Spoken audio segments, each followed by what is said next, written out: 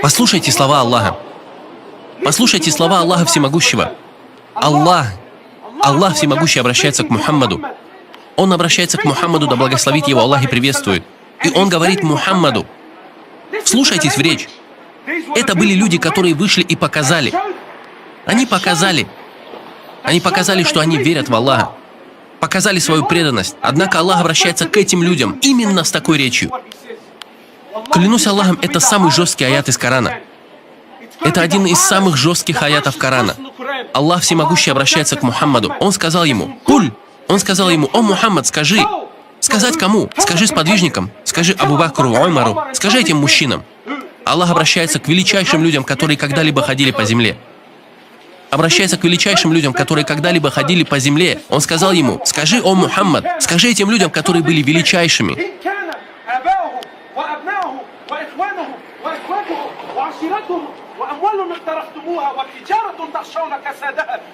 Скажи этим людям, которые были величайшими людьми, когда-либо ходившими по земле. Люди, которые отдали свои жизни Аллаху. Он сказал: передай им, если их отцы, их братья, их матеря, их жены, их дети, их семья, приобретенное ими имущество, их деньги, жилища, которые они облюбовали. Если хоть что-то из этих вещей, о Мухаммад, скажи им, если хоть что-то из этих вещей более любимей для них,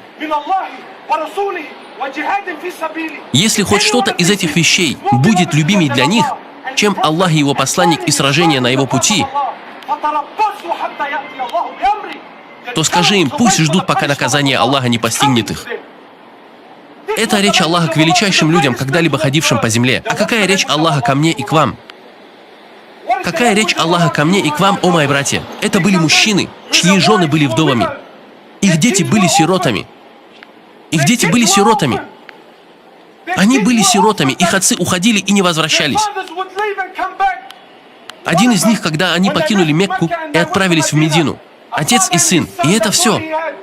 Его отец – это все, что он имел, это все, что у него было. Когда раздался призыв на джихад, он оставил своего сына и отправился на джихад. Представьте, все, что я имею, это мой ребенок. Ни матери, ни отца, ни дядь, ничего. Просто ты и твой мальчик. Ты оставляешь своего ребенка в Медине и уходишь на джихад. Люди скажут: брат, это же не религия, брат, это же не ислам. Он оставил своего сына, отправился на джихад и не вернулся. Не вернулся. Маленький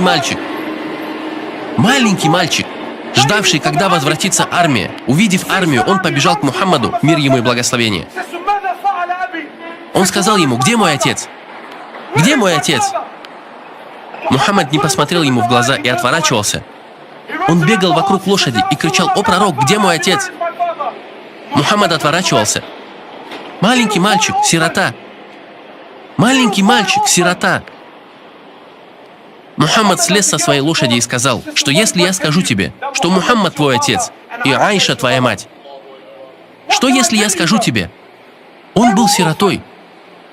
Скажи им, о Мухаммад, если их семья, их имущество, их дела будут более любимыми для них, чем Аллах и Его посланник и сражение на пути Аллаха, то скажи им, пусть ждут, и это не запугивание. Это несомненно так будет. Скажи им, что наказание постигнет их. И как заканчивается аят? Аллах не наставляет на прямой путь нечестивых людей. Мы спрашиваем: брат, что происходит? Почему я не чувствую? Ты оставляешь свою жену на 2 недели, отправившись в 5-дневную поездку, и ты думаешь, что Аллах что-то должен тебе? Ты думаешь, что Аллах что-то должен тебе? Братья мои, что мы сделали для ислама? Я по соседству живу с кем-то, иногда и по 20 лет. Я разве рассказал им об Аллахе? Рассказал им о Мухаммаде? Я разве рассказал? Что мы сделали для ислама?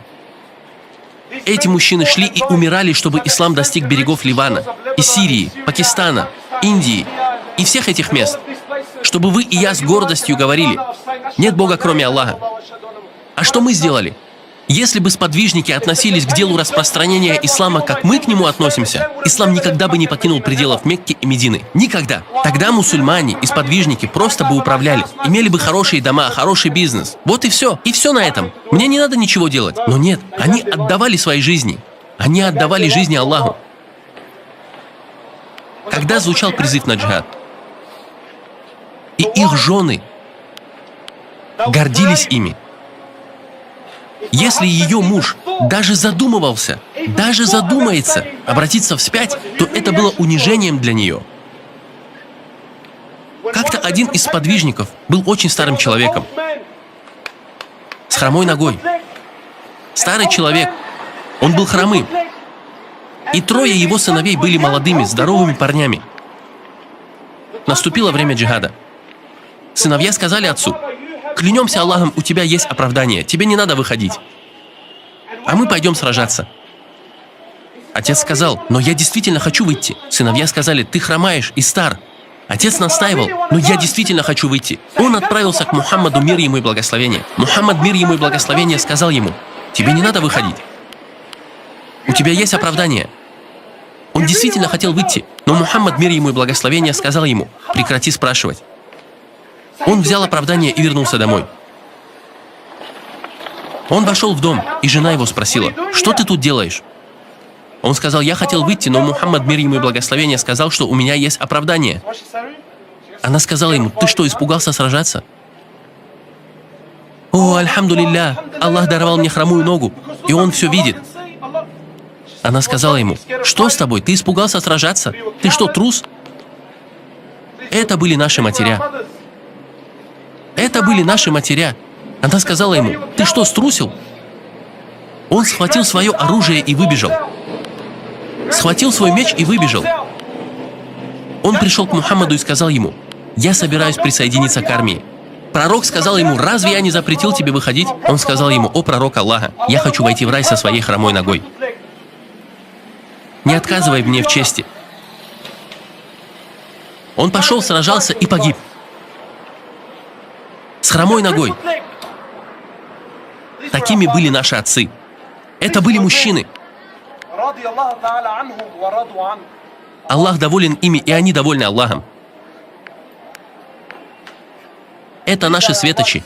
Это наши примеры. Такой жизнью мы должны жить.